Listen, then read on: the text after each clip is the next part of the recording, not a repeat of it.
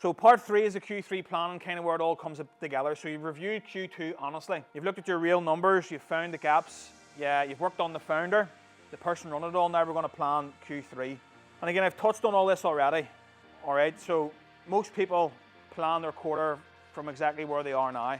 Okay, the same head, the same fears, blind spots. Just plan more of the same, a wee bit more progress, get a wee bit more work in here or whatever else. But you know, not just a to-do list for quarter 3. Like this is gonna, no matter how well or not well the year has been so far, I always talk about drawing the line in the sand. You've got 6 months to turn around here and make something of it, or otherwise just another year and a new New Year's resolution next year.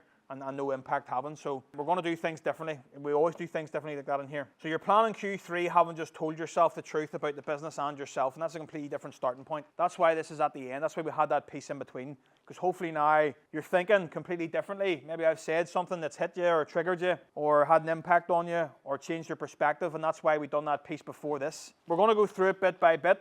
Again, so take your timers. I'll again set the timer, so don't be rushing on, filling it out. But we're going to do the one headline focus. We're going to target on the 5 numbers, the metrics, and then a commitment that you can actually hold yourself to and again come back to every time. So before numbers is direction. What's the one thing that would make the biggest difference and to your business and your life in quarter 3? So again, we're not just talking surface level, but we're going to look at one thing, not a list of 10 or 15 things that overwhelm you never get through any of them.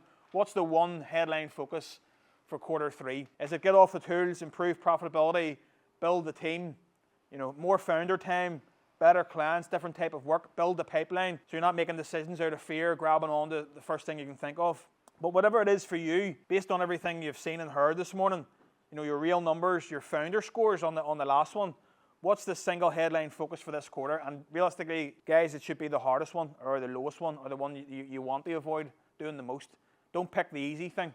Okay, so like you even look at your list of to-do. I always say every day, pick the hardest thing first and work your way up. So in the workbook there, what is your Q3 headline focus? Not one thing, not a list. So we'll just work through this actually as I'm talking. So what is your Q3 headline focus? Just one thing, not a list. What's the next thing is going to be, why is this the right focus for quarter 3? Does it connect it to the gap you found and the pillar that you scored the lowest in? Then we want to look like what does success look like at the end of quarter 3 if all this goes right?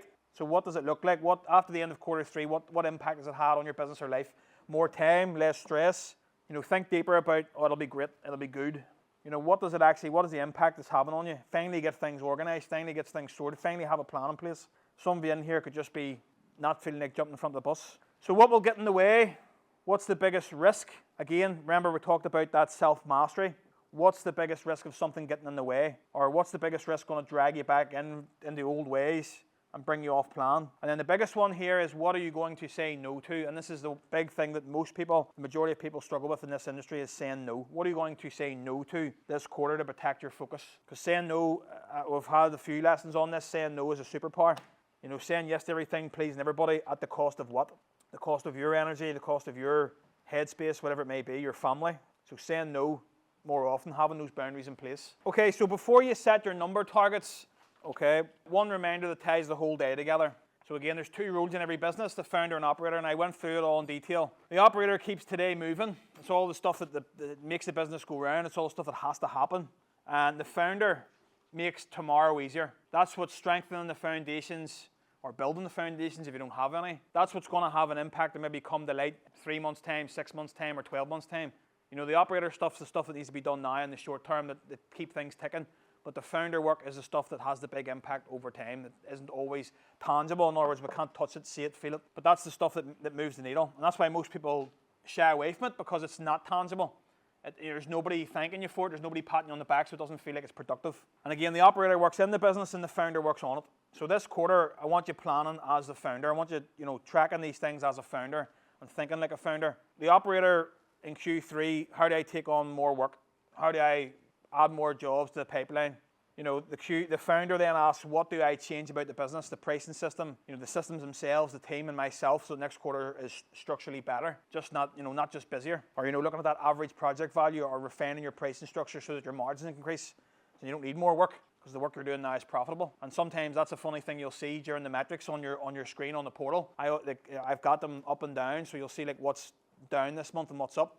And I see some guys' revenue down by 10, 20%. And if you were only looking at that one metric, you'd shit yourself. But then when you see the margin and it's up 40 or 60%, that means there's less work happening, but more profit coming in the door. And that's the goal that everybody wants to get to. That's where they say, like, work smart, not hard, and all this stuff. Well, like in here, we know we believe in working both ways, smarter and harder. So everything you set yourself, every target you set yourself during the Q3 plan, and I want you to run it through that filter. You know, is this an operator's plan? Harder, faster, more of it? Or is it a founder plan? Is it better, smarter, structurally different? Because the numbers will only change that way if you do. We're going to look at the numbers. This is an easy one. Obviously, know your 5 metrics. You already know them, or you should know them. If you don't know them and you're new here, that's fine. We'll get to know them. This one will be easier. This is what you're planning to do. So what your Q2 actual was and what your Q3 target is. So monthly revenue, what are you targeting each month in quarter 3? Gross profit margin then. And remember, properly calculated overheads, salary in. Not this, I don't pay myself, and then counting it as profit, and you haven't taken any money out of the business. That's not profit. What margin are you protecting or building towards? Lead conversion rate. So if Q2 showed a sales problem or a conversion problem, this is where you fix it. Average job value. Remember, it's the fastest lever of growth in your business. Fewer, bigger, better jobs, essentially. And then pipeline. How many weeks or months, or some cases years, of confirmed forward work do you want to be carrying? So you spend Q3 in control rather than reacting out of fear. So you have to kind of think what the biggest impact is here on the business too when you're looking at this. What's the one causing you the most stress? That's what you work on first, like I said. So set a target for all 5. Make them honest. Make them stretch, by the way. Don't make them easy. You make it uncomfortable. You shouldn't really be writing it down thinking of how you're going to get there, but write it down. Obviously, yes, we don't want toxic positivity like we always talk about here. Like now you're at $250,000, you want to take it to 10 million next quarter. Like, you know, that's not going to happen. It's about being real, but also pushing yourself or stretching yourself. So just write down your actual target, or your actual number from the last section. If you don't know, just put a question mark in, and then your target then for quarter 3. So get them filled in. If you're still writing, right away. So I want you to look at your weekly tracking rhythm, okay? And I want you to be clear. So this doesn't have to be you doing the actual tracking. In fact, it shouldn't be, okay? Someone should be tracking these things for you. If you haven't got them, that's fine. Again, there's software out there. We're building software here at the minute that's going to take up all that. Anything you're doing manually now is going to be automated. So it'll be done for you. But anyway, you know, it isn't about you sitting punching numbers into a spreadsheet. You know, the real question is, when is the day you're actually going to review it? Like I always say, it isn't planned, it doesn't happen. So if you're constantly saying to yourself, I need to get that done, I must do that at some point, that's never going to happen. That time's never going to come, because there's always going to be something else screaming louder than the founder work. Like I always say, the founder work is quiet. Nobody's patting in the back for it, but it's stuff that moves the needle. So if you don't take time to review, you could be caught out, and then that dictates everything else and puts everything else down the pan, essentially. So I want you to just write it down there, right, as I'm talking. What's going to be your weekly tracking rhythm? So when are you going to track these numbers? When are you going to look at these numbers? Again, for some of us, it could be bi-weekly. Some of us, it could be monthly. Some of it could be even sooner than that if you're looking at a daily target for guys who are smaller reactive stuff. So when is your day that you're going to sit down, take the time? Is it Friday at 10 o'clock? Is it whatever? Someday in the evening? What is your day for actually reviewing these numbers or taking a stock of what these numbers are? Or, yes, it could be tracking them. And it says there, I'll track my numbers in. What I want you to do for this section is slightly different. Where you're going to track these numbers is in the trackers or a software. It's going to be in the portal because you're going to be doing your 5 metrics on a monthly basis. But I also want I want you to write in here who you need to be involved in that meeting or during that time. Who are the team members need to be involved? What is the information you need gathered in order to enable you to do that? That's what's important here. So not just saying you're going to put it down to a day and then sit down at that day and go, I've nothing to review. The guy who does that's not here. So where are you tracking your numbers? What are you using? Where are you recording them? The portal's definitely going to be one of them. Who do you need in that meeting? Who do you need to present those figures?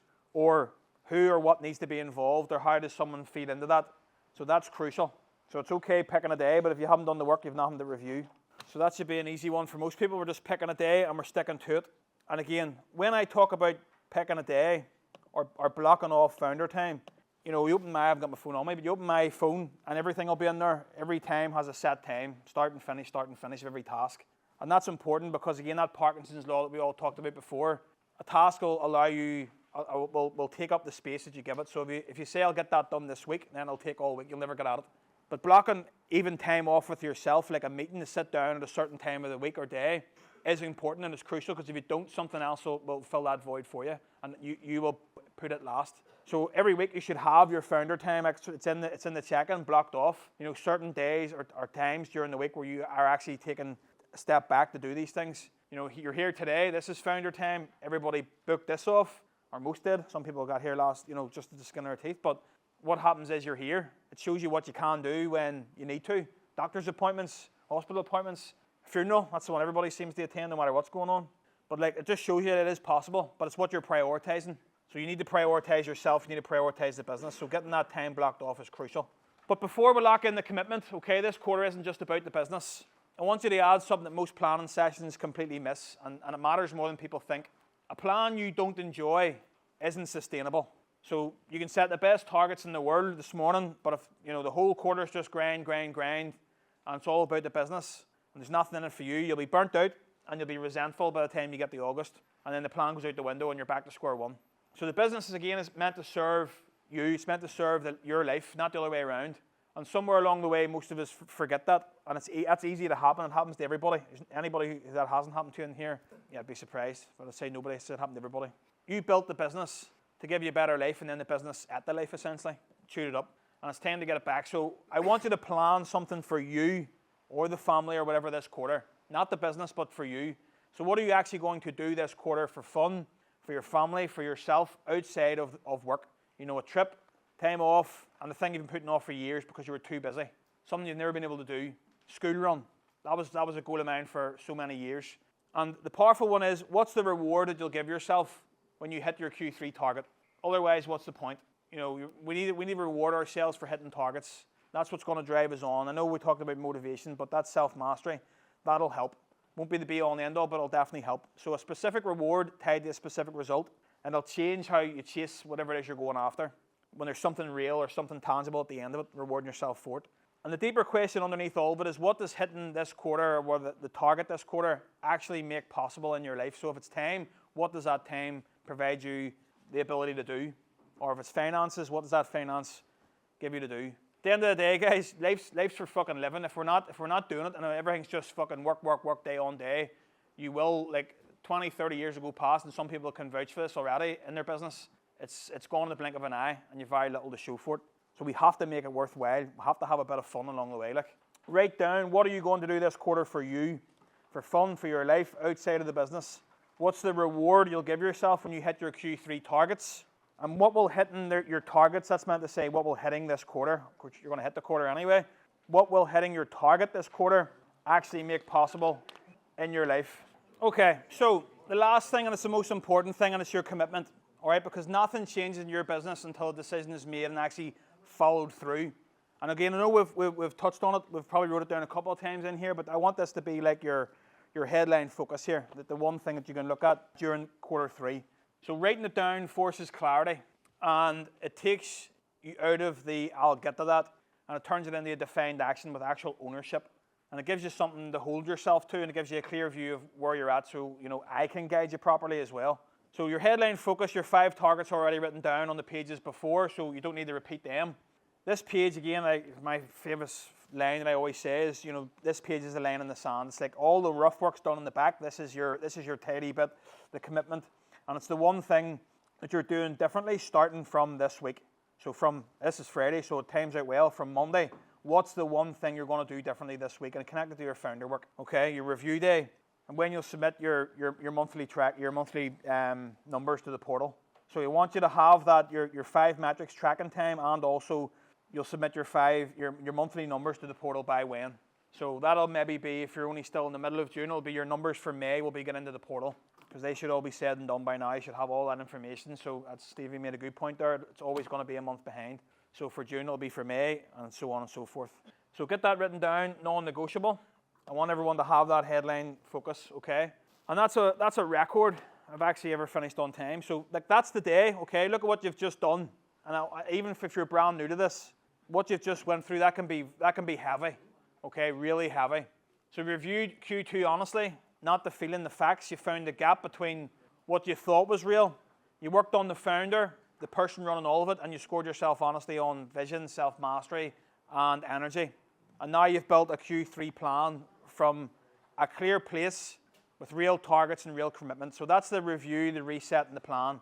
The review and reset we do every 30 days. That was it on steroids. So here's what I'll leave you with, okay? The business will only ever evolve when you do. That's the fact. So you've done the real work on yourself this morning. Don't let it evaporate by Thursday. Don't leave here with motivation and then do fuck all about it. So that's how you carry today forward into a quarter that actually has an impact on the business. And then also remember the movie. I know it might seem somebody's made a struggle with that one, but what would you tell somebody you loved, or what would you tell the movie? Know exactly what to tell them. Try to look at everything going on in your life here and over this next quarter from a different perspective. Take time to sit back and ask yourself a question. What will this decision make, or how will I approach this decision? You're sitting outside and you're going in to deal with a problem. Sit with it first and ask the question. How am I going to approach this problem? What are we going to do about it? I get those messages, phone calls all the time, and I enjoy those conversations. But again, never just react. Think like a founder. Think from the outside looking in. What, if it's a team member, what could their view on it be? Always look at things from the outside looking in. Right? Ask yourself the question first. And like I say, during the onboarding videos on the portal, clearly articulate what the problem is and what you've already tried to solve it, or what you could do differently, or how you could approach it before making the decision.